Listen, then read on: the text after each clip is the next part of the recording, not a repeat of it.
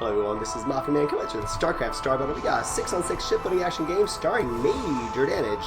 Major Damage coming on in with a 5-3? Just 3? No, 4 or 5. Interceptors, there we go. RocknDark coming on in with a Arbiter, has feedback. We got Handyman coming on in with a little bit of speed, but mostly range on his frigate. Looks like Rock went for the more missile-intensive opener. With a similar amount of speed. Yep. And it looks like there's 2 more people that we might not see just yet. We got Bung coming on in. Bung went for a Raven. Does not have any abilities, so just went for some range. Looks like, yep. Jack coming on in with Griffins. Which, hey, I mean, they can be used for farming. They're just usually not. Now, 5 interceptors on a carrier makes a lot more sense, because carrier interceptors are the main way of attacking as well as defending and everything else for the carrier. Looks like Mitch Buddy thought the exact same thing with 5 right there. Greater Ninja coming on in. Greater Ninja has 10 range and 1 backlash rockets. Beautiful feedback on Bung. However, Bung, you know, happened not to open up any abilities. So looks like Apollo is going to come on in. He wants to, he's got a plague, he can't quite use it just yet. Agamenis coming on in with the battle cruiser. It looks like he's got some range and missiles, or lasers I guess mostly. Looks like Jack's taking a bit of hits from Zaberdash. Zaberdash going to come on in, taking him away with his Broodling Strike. Now usually the Dreadnought will have more armor, but because he opened up Griffins, he doesn't. Looks like he's going to come on in. Now he's super slow, 1.51 speed, so you can't really attack him for too long. Jack's just going to have to run on back. Looks like Agamenis is going to come on in. Looks like Apollo's going to have enough energy for Plague, and he is going to choose to who, if at all, anybody to shoot. Looks like Agamenis is taking a bunch of damage for interceptors as well, from Mitch Buddy, as well as Deconstruct. Beautiful Plague, there we go. Right on Handyman.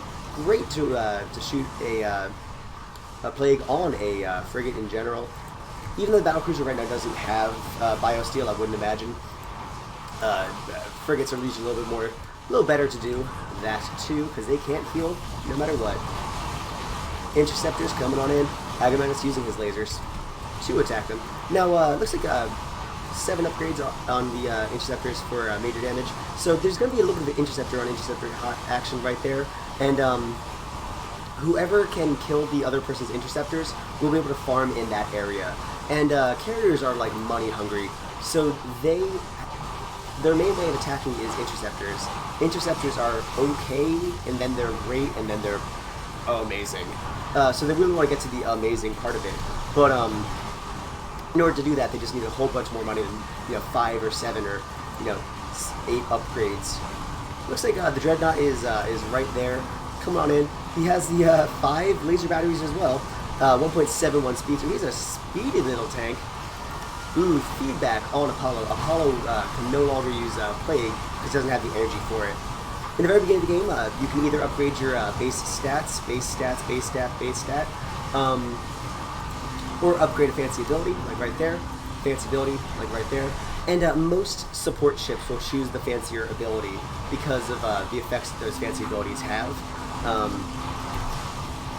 And the danger, of course, is getting your energy drained, so you can't use those, because you do need energy, and you can't uninstall upgrades once you've chosen them. Looks like Red Side's trying to get Jack right now. The Handyman's going to come around the side, going to launch some unupgraded backlash rockets. He has 10 range, he just is choosing to be at 1 range, and now he's retreating on back. Looks like Major Damage is going to try to farm. Major Damage is going to launch some interceptors at Apollo. Apollo really can't do much against interceptors as a Overlord. You can launch your own Utilisks, which may not be upgraded, but Energy Blast, the little laser things, 5 range. 5 range, not much. So he is pretty susceptible to things that are like interceptors. Looks like Bung is going to try to farm. Still a 727, and what he's really just trying to do is get as much as possible. Now, you have to spend your money back at base. He can't upgrade right now, right? So it is just a question of how rich you can be before you can upgrade. Let's see how much we got. Agamenis, 454. Rock 1003. RocknDark 636. We got Handyman at 1120. Major damage 389 and Zaberdast 409. Giddy up. So everybody's gonna get on back, but I mean, I usually retreat way too early. As soon as I get like 400, I'm like, well, I'm rich enough. But if you can get as much, if you can have 1,000 or whatever, then you can choose to put it into some really cool stuff. Let's see what people end up doing. Zaberdast is trying to get the last little bit of farm. He's protected by being in this area, by being close to the battle station. Unfortunately, the Tempest came up and they're now hurting him. So he's gonna go up there. He's really just his needle spines are doing the best they possibly can in the area. Let's see what happened.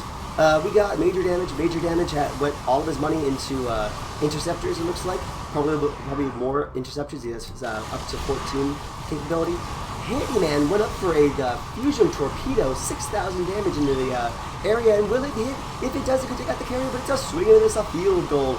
Rock is going to come on up. Rock has backlash rockets and looks like he's got some afterburners. And will that be enough? There's a storm on Deconstruct. Deconstruct is less than 1,000 life. It looks like Rock's actually going to jump up, try to take out the carrier, and will that be enough? He's at almost one more missile shot. One more missile shot would do it, but he didn't want to commit to it because everybody on the blue side was attacking. We got the frigate having to get on back. RocknDark having to use his recharge shields, therefore draining his energy so he can't use something cool like feedback or electromagnetic storm. But it was worth it because he saved his buddy. The Deconstruct carrier staying alive right there. Greater Ninja trying to find where the carrier is. Obviously he knows that there's a carrier in the area because of probably the mini-map and or seeing some interceptors right there. Greater Ninja going on in. Handyman attacking. 4 upgrades on his missiles. Zaberdast going in. There's a storm. There's also some Scourge, and Greater Ninja is taken out. Greater Ninja is taken out by Zaberdast. Zaberdast with his very early Scourge, launching 12 Scourges in a row. Each one of them has 120 life and does up to 250 area damage when hit or destroyed. So glam on Jack, taking out Greater Ninja in the very beginning, which he says happens. Let's say we got RocknDark. RocknDark has no energy left for some cool abilities. He's gonna try to heal up as much as possible. And actually, I did have to all get on together. So interceptors stay on target once they're on target, and the entirety of the red side had to kind of get around to do as much laser damages to those interceptors as possible. Zaberdast wanted to launch some Scourge at Mitch Buddy, but Mitch Buddy just went out of range, so the Scourge couldn't target onto him anymore. Rock has 7 upgrades on his backlash rockets, attacking 8 times, meaning that he started at 6 attacks. You see that little only white one in the middle? It went up to 8 because he upgraded that at what's his see? Starts off with 50, then 100. So he spent 150 to shoot 2 more times each volley. Bung has defensive matrix. Surrounds the target unit with a shield that will reduce most hits to the minimum damage. The shield is not perfect and will leak some hits, dealing full damage, lasting for 5 seconds. I'm not sure what minimum damage means, but I'm guessing it's like 1, 2. How low can it go, I suppose? We got Jack going on in. He's got the explosive charge, and Zaberdast is just going to launch some Scourge at him anyway. And the green stuff went away, so the Scourge did full damage. Rock says, "I'm going to get on out of there with my afterburners." Afterburners increases the movement speed as well as the missile attack speed for 10 seconds. So it definitely helps him run away when needed. Ooh, Apollo drains some energy with Siphon Energy. Now Rock only has afterburners, right? And those are pretty cheap. But if the Overlord had been used against Handyman, then his fusion torpedo wouldn't be able to be used.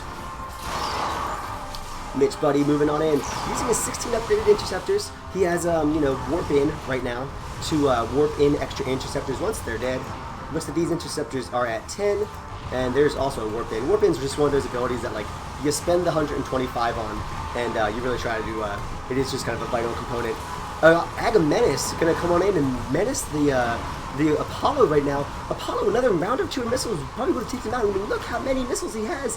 130 per missile attacking 8 times again, starting at 6, 150 in there to upgrade it to 8 attacks per volley. Interceptors moving on in. Interceptors great at farming, and now because they've been upgraded a bunch, doing 32 damage, they're also pretty good against capital ships. Interceptors have also a bunch of armor. So let's see.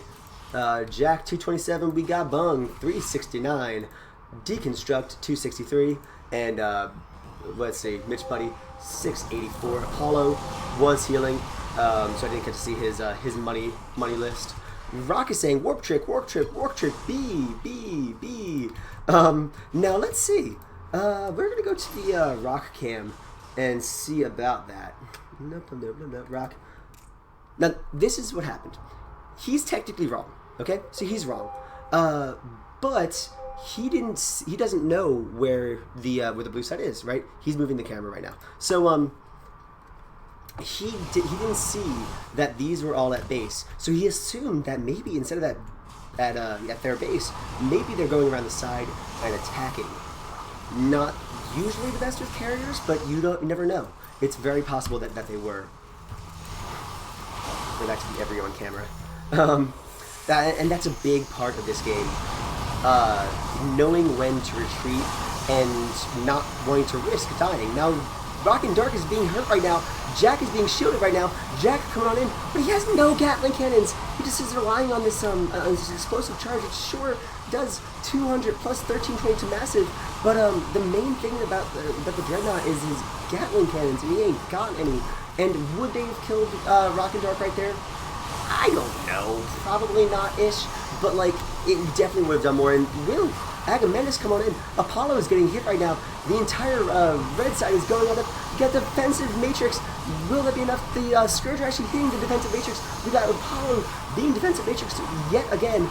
Jack turning in, trying to get the tank, has only 2 armor right now and about 3,000 life. We got another defensive matrix trying to push him up as much as possible as well. And we got him in the 1,000 life, and we got Apollo can't turn around. He's got about 2,000 life. Mitch Buddy, carriers back at base, only 3,000 life separating him from death. And we got Apollo making it back. Jack making it back. Mitch Buddy very hurt, but also making it back. Deconstruct launching some interceptors, but interceptors not going to be the most right there. And everybody made it back because of Bung right there with his defensive matrix. Minimum damage, I guess, was enough to save people right there. And really showing off that as a versatile skill. Really just everybody got hurt right there. So now that gave the blue side plenty of time to farm. They know that they're not warp tricking because they're quite hurt. Agamemnon's wondering how much HPs was that. You know, a few. Not many though. Rock, not a movie right now. That's where he's a little bit safer to kill his own momentum.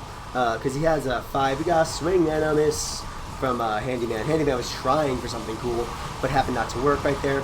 Now, RocknDark used his electromagnetic storm on the interceptors. Everybody on the red side retreating right now. They had their fun. They did their attack. Now they have to go on back. The longer that they stay, the more healed that the blue side gets, and the more that they get probably the less that they're being healed. So they, it's not good to stay too long. It's not good to stay too long. Handyman moving up. Zaberdass launching some more Scourge. Launching some more Scourge against Jack, and Jack is going to be hit. Oh no, good save again by Bung. Defensive matrix, reducing those to the minimum damage. Handyman taking some damage. We got Apollo moving on in. He really wants to plague people with his upgraded plague. It started off as less damage. He upgraded it, so now it does more damage with a larger area. He's got his 2 abilities he just really wants to do. And the red side is trying to farm as much as possible. Let's see what they can end up doing. We got these little Sky Furies farming as well. They're just shooting away whatever gets in their way. We got Apollo moving on in. Ooh, feedback on Jack. He can't use his cool abilities. He's got repair bots, always good to have. Really probably should get some Gatling cannons, more armor, the more tanky stuff, because he's really in a position where he has to tank. What's it called? The carriers, there's 2 of them, and they do damage at range. The Apollo does some burst damage and some other fancy abilities. Bung doesn't do very much damage. So he's probably just trying to use his explosive charge to make up that, but you know, he's kind of had to play a double role. He has to be the entirety of the tanking ability of the team, as well as contributing to damage. Looks like so it's a bit of a tough position to be in. Carriers are great, but they are also vulnerable to people getting close to them, so he has to stay in the perfect position in front of everybody at all times.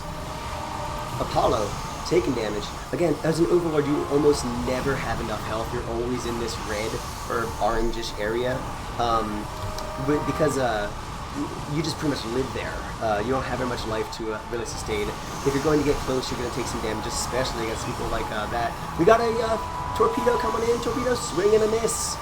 Jack, with his 1.82 speed. Whoa, 1.82 speed is actually a lot to have on a Dreadnought, but it worked out really well right there.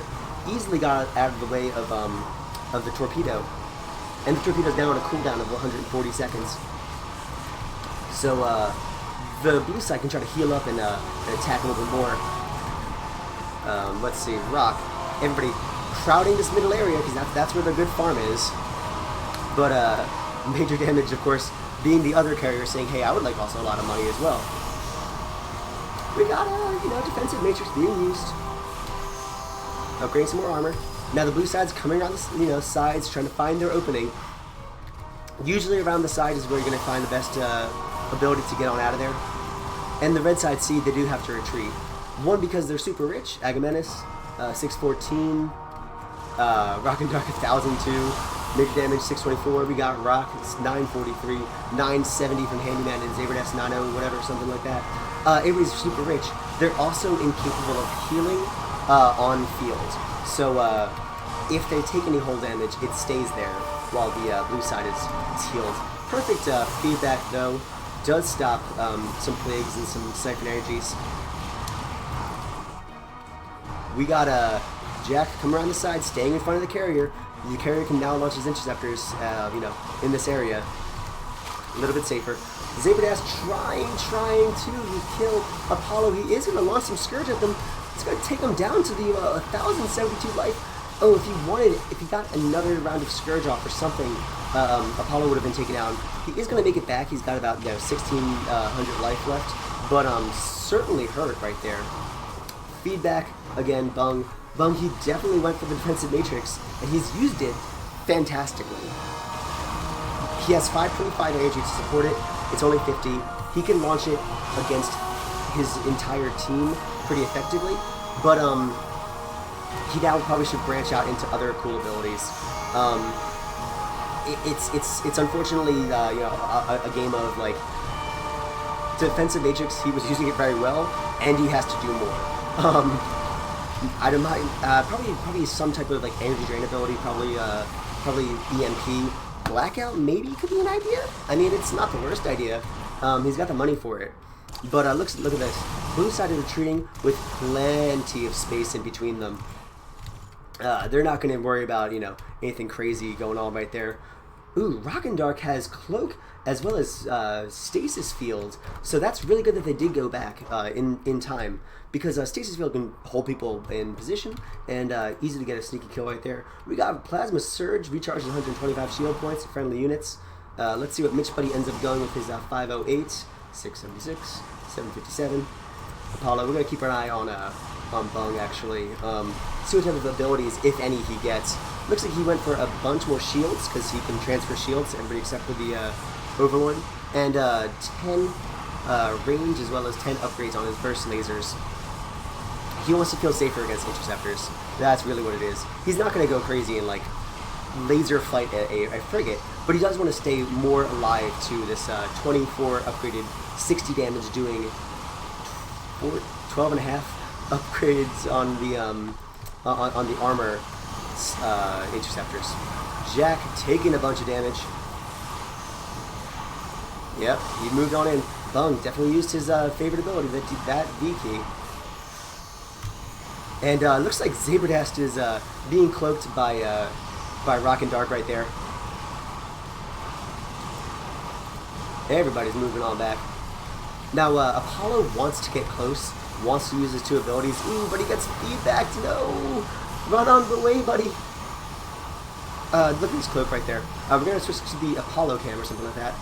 Or I guess anybody on the blue side, but there you go, Apollo cam. Now, what happens is if the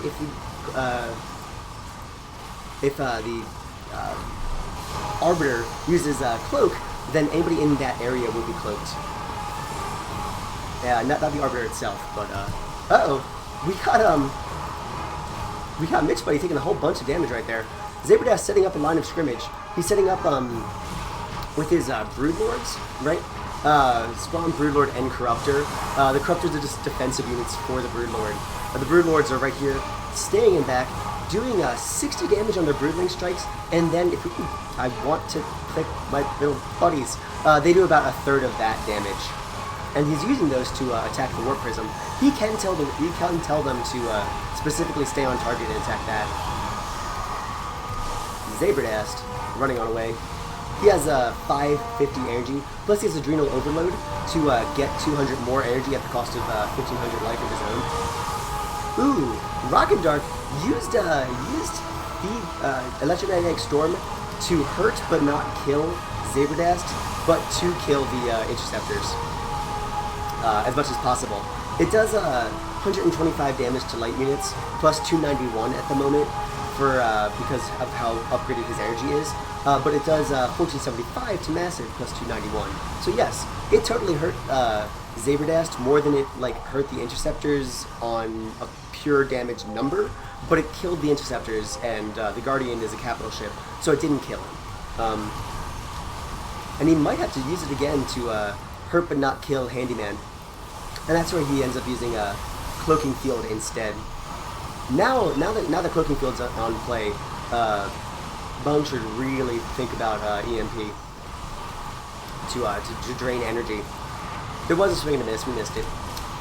We got everybody trying to feel out where they can attack. Now there's no tanks on the red side at all.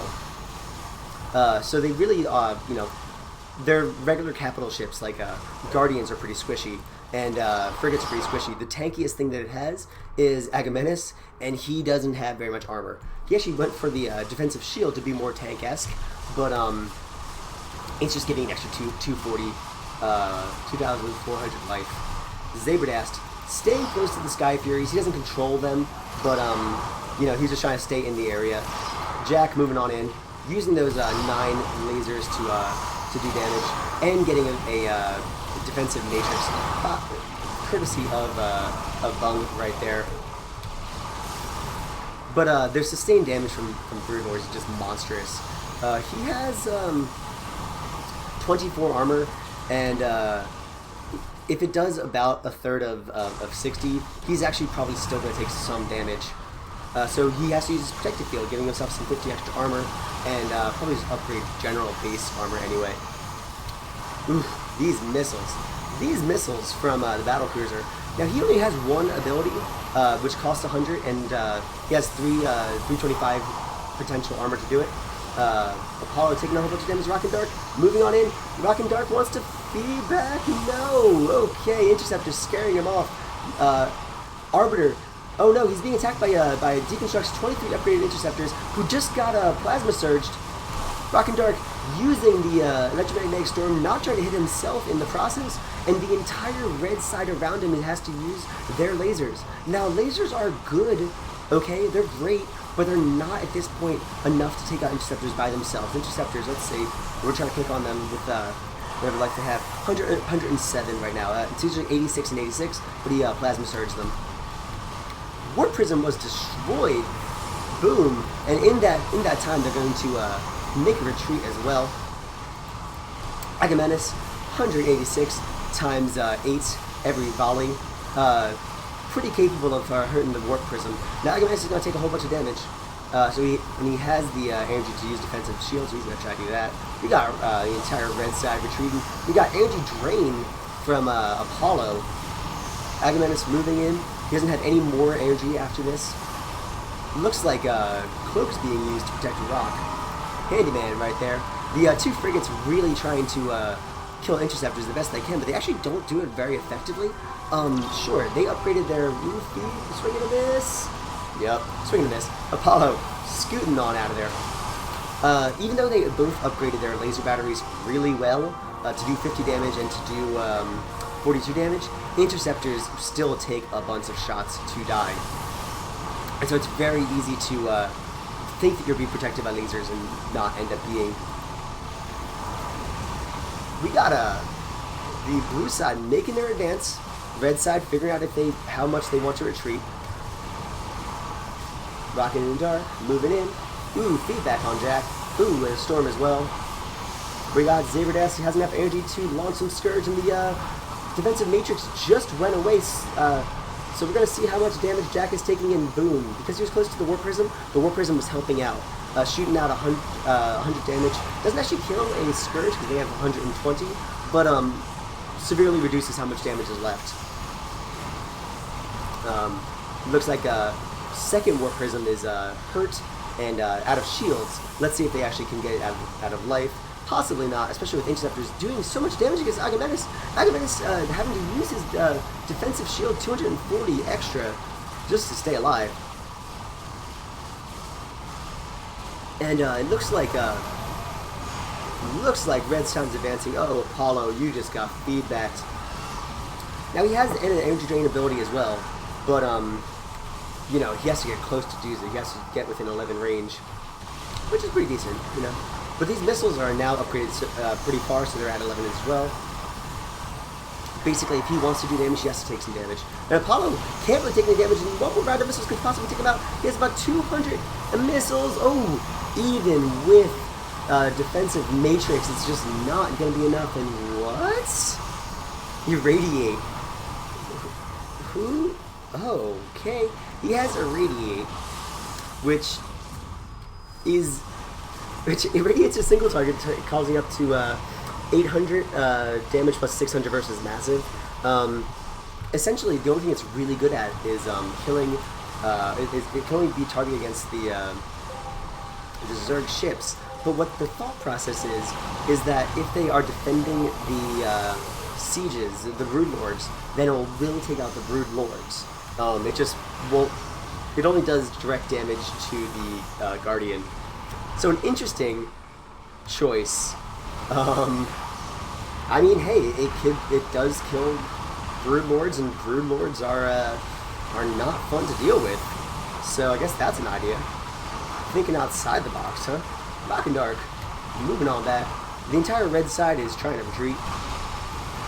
Jack does, okay, now has, you know, some upgrades on his Gatling cannons, 5, and trying to just have as much energy as possible. He's not the, you know, most energy intensive ship, but he is getting feedback sometimes. Well, moving on up, farming on up. Let's see. Oh man, 12, 15. Rock moving in. Now kind of like going off in pairs. Triple hit right there. We got a Battlecruiser taking a whole bunch of damage, using his defensive shield to try to stay alive. Zaberdast out for blood, trying to figure out where the carrier is. And there you go. Now he saw the interceptor. He's going to try to chase him down. He's also going to Scourge. But the Scourge by themselves probably won't kill the carrier, but definitely won't scare them off. The Deconstruct going to take a whole bunch of damage. Boom, moving back. And the red side was able to was unable to pick up a carrier right there. But the interceptors are going to do a whole bunch of damage to Zaberdast. Now he can only use Dark Storm a little bit to heal it up. He's kind of relying on his own needle spines as well as Agamemnon's less upgraded laser batteries, but it was enough right there. Dark Storm does also start the process of healing as well for the Guardian. He's gonna launch his Scourge. He's gonna attack Jack. And Jack is gonna get his own protective field. The purplish with pinkish one is a protective field. Interceptors on Zaberdast, and Zaberdast is going to take a whole bunch of damage. He's going to actually be almost killed. We got Jack taking a bunch of damage as well, and the Scourge will be... What? Zaberdast taken out by interceptors, Deconstruct hit by a torpedo, but not killed, and Jack makes it out alive? What? Nobody would have suspected that. We got Deconstruct making it on back to base. there was the 1-2 combination of stasis torpedo, but man, look at these. You got point defense drones. Now that's a smart upgrade you got there, right there. 125 energy to basically block missiles in the area. People like, you know, frigates can get rickwave warheads, right, to power through them, but it costs energy. So it's some cost energy that he wants to use for other stuff, right? BC doesn't have that ability.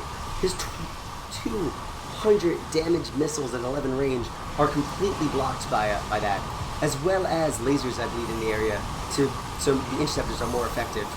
Jack, that's a weird place to place your siege, but I understand your thought process. Now, siege is an idea. It kills your momentum, right? It kills how much armor you have, but it adds 18 range, Gauss cannon, doing 1170, 2.83. So it is quite a bunch of damage at range, and I guess really good for defensive purposes. Now the interceptors are going on in. Now I'm actually not seeing any Tempest, and the reason why we're not seeing any Tempest is because there's a carrier there. Usually the rule is if you see another carrier, you shouldn't get Tempest, because interceptors just wreck Tempest's day. Rock is deciding what he wants to do. Look at this. These interceptors are able to take so much damage. 100 life, 100 shields, 15 armor, 72 damage. Even though they spent so much money on lasers, it's just not enough. The interceptors are starting to really come into their own right now. You got Jack smartly getting out of siege mode before anything bad happens to him. PDD is a good defensive technique, but ooh, kind of feedbacked. He feedbacked a PDD, which does destroy it. That's fun. Interceptors doing a whole bunch of damage. Everybody's trying to defend RocknDark. RocknDark doesn't have any phase disruptors. Oh my gosh. Okay, so he is at the mercy of interceptors. He only does not 8 damage to them, and they have more than that in armor. His only defense is electromagnetic storm and his friends. The electromagnetic storm will hurt them a lot, sure, but if he misses and if that doesn't kill him, if he's not around his friends, his basic phase disruptors are doing nothing to them, or very little at least. PDD really making a difference in Mitch Buddy's life right there. PDD was stopping all the missiles from hitting Mitch Buddy. Mitch Buddy launching out his interceptors. Mitch Buddy in interceptor battle going on right now. You got Jack in a position where he's gonna take a torpedo to the face. Now the frigates are moving in. He's gonna get out of siege mode, and the Bung cannot transfer any more shields because he's almost out of them himself. But PDD and defensive major combination did definitely help. We got interceptors going on in. Interceptors taking out, doing a whole bunch of damage that they really, they are so tanky at this point. The armor on them gets a little bit crazy. Rock going on in, trying to get angry. There's a holdup. There's a holdup on Mitch Buddy. The entire red side's moving on in. Agamemnus uses his missile pods to do some more damage. We got a storm on Mitch Buddy. Mitch Buddy's gonna keep on going. He might make it back to the base. He might not, and no, he does not. Even though there was a defensive matrix being used, and even though he was running successfully into Jack, and even though Jack was doing so much damage, the carriers are not designed to take damage, and the entire blue side was on them. Or the entire red side was on them. The entire blue side was in the area as well, but there's just less of those. And it looks like the Jack is just trying to stay defensive. He did tank a entire torpedo. Now torpedo does 6,000 damage. There's no nuke here. Does 6,000 damage, but doesn't do any afterwards effects. It's not like the nuclear missile from the BC, which also has like a blackout effect. And it looks like that is enough to scare them off. Again, these interceptors in the area, and there's so many of them. He has 16 right now. 15 because one of them died. 16, there we go. Torpedo again, boom. But he also does use his protective field. Protective field surrounds Dreadnought in the field of energy, increasing armor by 50, as well as, whoop, swing and a miss, as well as reducing the damage dealt to abilities to 25%. So 25% of 6,000 damage. Agamemnus getting too close to the sun, and will the Interceptors be able to do some more? The Interceptors can't quite see him, so they are just attacking RocknDark. RocknDark is being protected by his buddies Agamemnus as well as Rocky chrono boosted Rock. He's going to use electromagnetic storm, taking that that cost and effect thing, and just saying that it's worth it. I really hope he uses some of that 783, so he's not 5-shot farming. But we'll find out what happens. We see right there, missile pods being used. 125 plus 475 to massive to an area. Essentially, what it's really good at is doing 125 damage to these interceptors. It doesn't kill them, but it does shield. It will take out their shields for all of them. Same thing with Storm, although Storm does more damage because of the reciprocal effect thing it has. And it looks like this carrier is just trying to farm up. And Bone coming on. Now he's got the EMP, he's got the defensive matrix, he's got the PDDs. And with 650, he actually can use this pretty much all the time. Irradiate, I don't know. Maybe won't be used. Maybe won't be used now because there's no point in it. So you can't uninstall an ability once you have it. So this irradiate's not doing anything at the moment for the rest of the game. Actually, we got Frigate moving on up. He's got quick reload. He's got the afterburners. He's got the Ripwave warheads. 54 energy per shot. And what the blue side's doing? Ooh, they're setting up a defensive wall right there. We got a Jack over here. His Gauss cannon is upgraded to 73 at 18 range. Basically, slowly moving up his little 1.82 regular speed minus 164. Now he's actually super speedy for a Dreadnought. He, I think, spent the extra 400 and got the extra speed. Oh, but the torpedo and torpedoes hit, feedbacked, but opposite order of what you really wanted that to be, and you wanted to feedback so he didn't have the energy to do that, and then you wanted to torpedo him. But as it stood, he was actually still inside of his protective field. As I used that to not take as much damage. And the PDD was in a great position to block some missiles as well. Rock launching out. You saw those bigger missiles. They're not more damage, they're just Ripwave warheads, so they can go through things like PDD. And they're going to try to do that. So basically, only his Ripwave warheads were going through. Interceptors still clear and present danger, doing a whole bunch of damage. Now, will the blue side be able to take out this tower? Well, not if Bung has anything to say about it. PDD all over the place. Point defense drone blocking all those missile shots except for the ones that are, from Ripwave warheads. And there's just so many. I mean, yeah, it's draining. Blackout. Oh, 1, 2, 3, 4 ships. This could be the time that interceptors are going to be really good to move on in. But he does just kind of chase them. Look at him. He's going like pure aggression mode, using his burst lasers to chase down frigates and all that while the effects of the blackout were happening. But now that everybody's recovered from the blackout and they're putting their pieces of their lives back together, they're gonna try to retreat. And this tower stands. Ooh, a swing and a miss. Fusion torpedo. Bung protecting his buddy as much as possible. Agamemnus really wants to get close, but cannot. He's taking more damage. RocknDark moving on in. He is going to cloak his buddies, but this tower is a detector, so he can't just cloak all the way up there. Rock taking some damage. Fusion torpedo about to be back in action. Agamemnus saying we need heal. Deconstruct, moving on in. 40 upgrades on his carrier. 92 damage on his interceptors. I like how it still says one-shot farming, because, I mean, it's technically true, but it's like, practically negative shotting them. 22 damage upgrades on this. So let's see. I'm making a big deal about how many upgrades there are, not only because it increases how much damage each thing does or how good each thing is, but also because it costs more money to upgrade more. Most things start off at